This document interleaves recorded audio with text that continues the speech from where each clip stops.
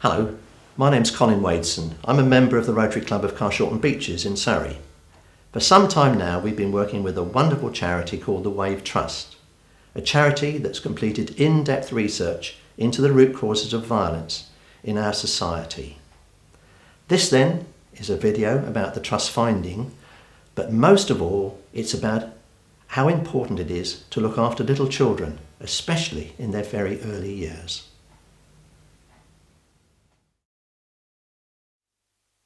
No one teaches us to be parents, probably the most important job any of us will ever have to do.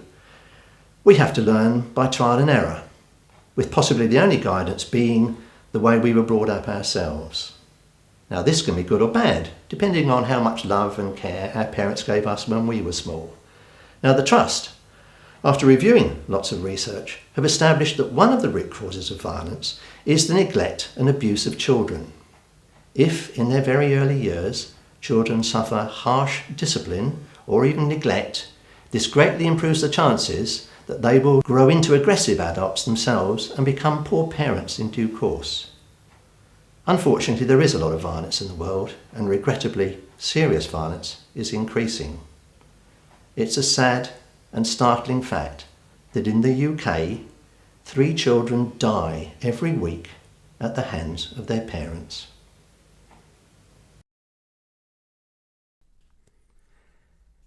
The conception and birth of a child is a fantastic miracle, and we are still learning the wonder of how a baby develops and grows, how its brain takes on board all the amazing tasks it has to perform. Nearly all the basic building blocks are in place even before the baby is born, but even in the womb, the baby is not safe. If the mother becomes frightened or is abused, stress hormones such as cortisol are released, which flood into the mother's blood and then, of course, wash over the baby's tender brain like acid.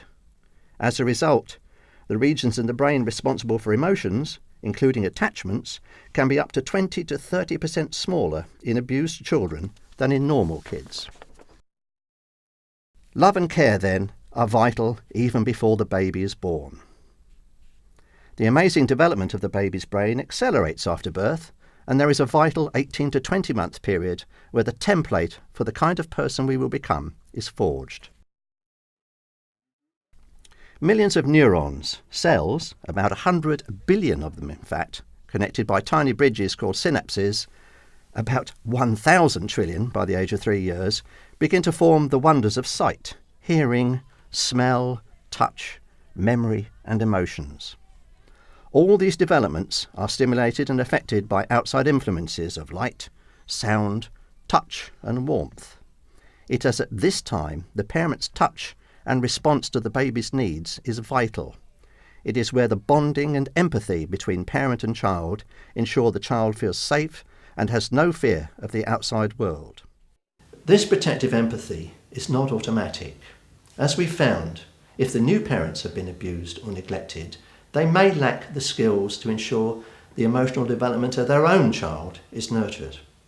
If as children they suffered from harsh discipline or power-assertive punishment, they may use this to control their own child.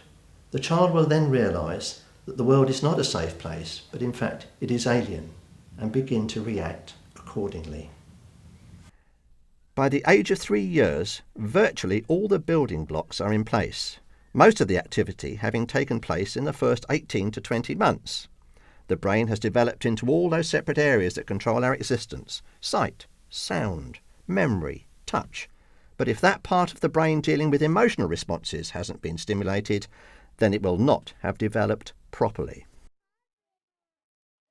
Here we have 2 brain scans. On the left is a scan of a normal child.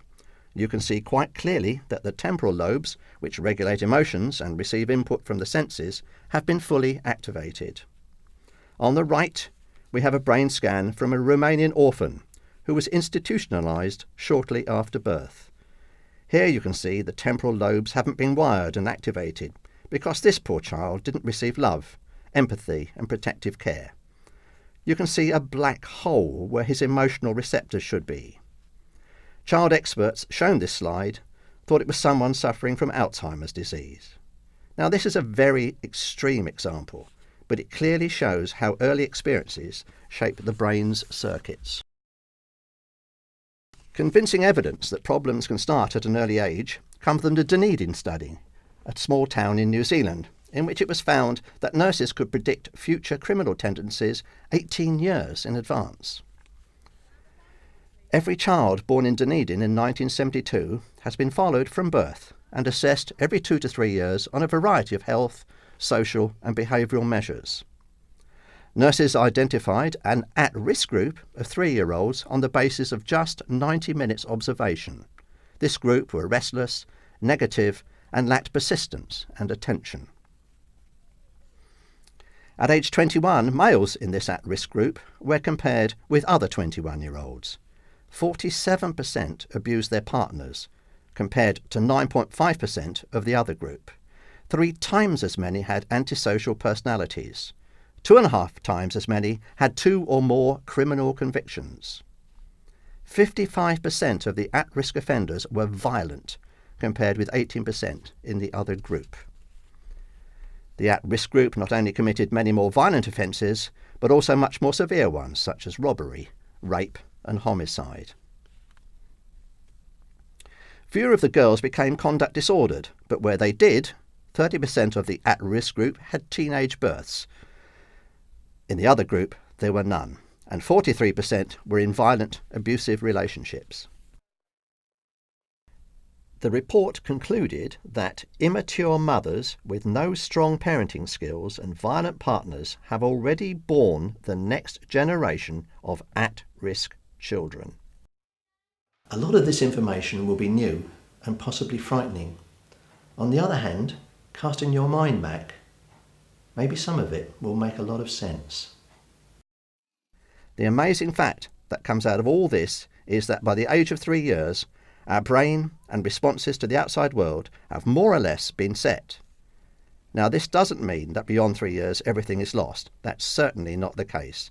It just becomes more difficult to help children beyond that time. Babies are born into the world with a brain primed to learn, but they cannot do it on their own. WAVE's vision is to create a world where every child is loved and cared for, and where every person is treated with respect. The focus of their work is to eliminate child abuse and violence. Their strategy involves identifying the root causes of child abuse and violence, and then finding and promoting adoption of world best practices to reduce those causes. Here's a really important main point then.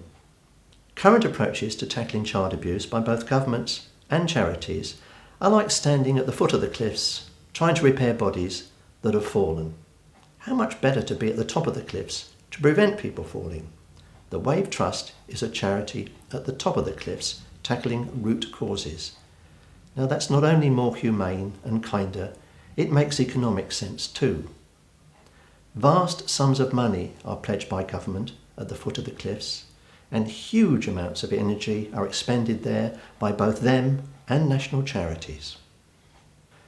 How much more cost-effective it would be to expand parental training and home visits, dealing with potential causes rather than as we do now in concentrating on the symptoms at the foot of the cliffs. As we've shown, the research has identified that violent crime and violent behaviour, including child abuse, is mainly caused by problems in childhood before the age of 3. Yet most intervention programmes in this country are aimed at 5 to 15-year-olds. The literature with this video gives the comparative costings and the savings available by adopting Wave's Trust's alternative approach to these problems. It also gives details of their recommendation for the introduction of childcare and parenting programs already in existence in other parts of the world and proving very successful in reducing violence. So, there we have it. Help Wave Trust in any way you can. Join the Trust and help make a change. I guarantee you won't find a better way of helping little people grow up into decent, big people. Thanks for listening and watching.